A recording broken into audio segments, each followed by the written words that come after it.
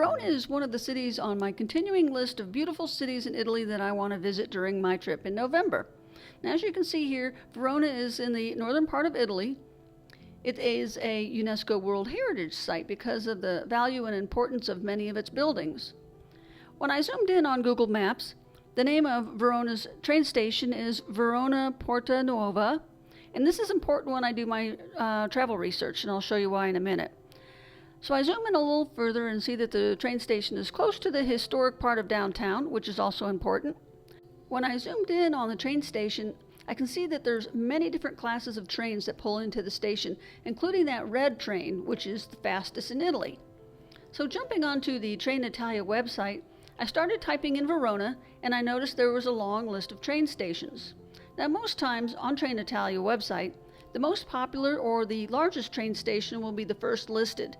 In this case, it's the same as the name as the one I saw earlier in Google Maps. Because I anticipate the train to Verona will take at least an hour and a half to 2 hours, I set my search parameters to start looking for a train as early as 6 in the morning.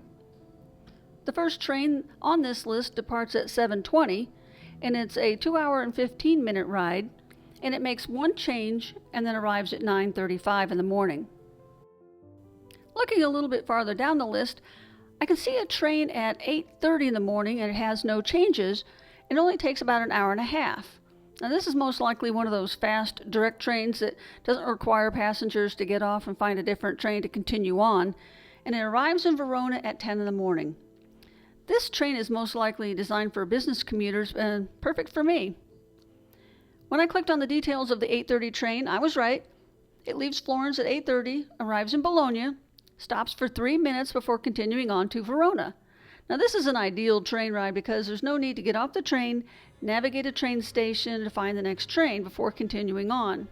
Now, looking at the reverse of the route to understand my options and to get a better idea of what time I need to be at the train station to get home to Florence, I set my departure time from Verona at 5 p.m. As you can see, there's a 5:52 p.m. direct train that gets back into Florence at 7:24 p.m. So with arriving at 10 in the morning and having to be at the train station at about 5:30, it gives me about a 7-hour window to discover Verona. When I used regular Google and searched Verona, Italy, there was a website that came up that called earthtrackers.com. It listed 12 things to do in Verona, which included seeing the old Roman city walls and the 3rd century gates, walking through the streets and looking at the old Roman and medieval architecture, shopping, and of course, dining out.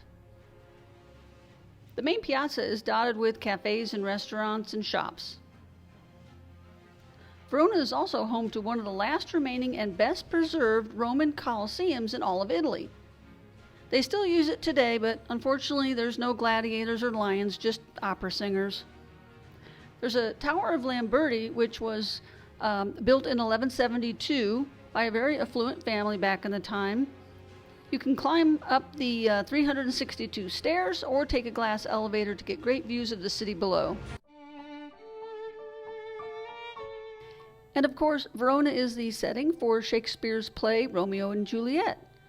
And I'll be visiting in November, so hopefully there won't be the crowds that are typical in the summer when visiting that small little square where the famous Juliet's balcony is located.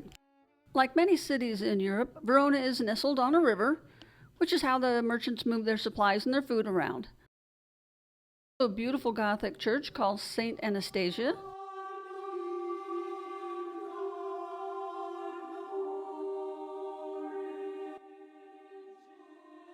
And Verona has one of the last remaining intact Roman gates dating back to the 3rd century. There's also an old castle which was built around 1300s, and it's on the other side of the river and is believed to have actually been built on top of old Roman fort.